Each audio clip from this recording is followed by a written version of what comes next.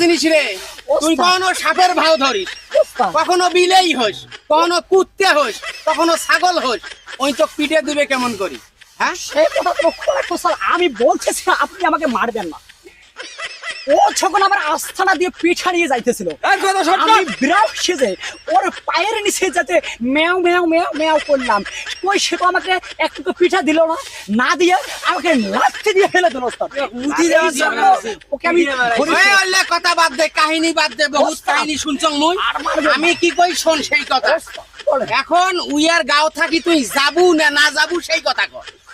ওস্তাদ বলে গাঞ্জ করতেছি, আমি তোকে ছেড়ে যাওয়ার জন্য ধরিনি ওস্তাদ, আমি তোকে ছাড়বো না। তোকে মারি আনি মারলাম, খুদ এক পোয়া চাইলে তিন পোয়ায় খুদ।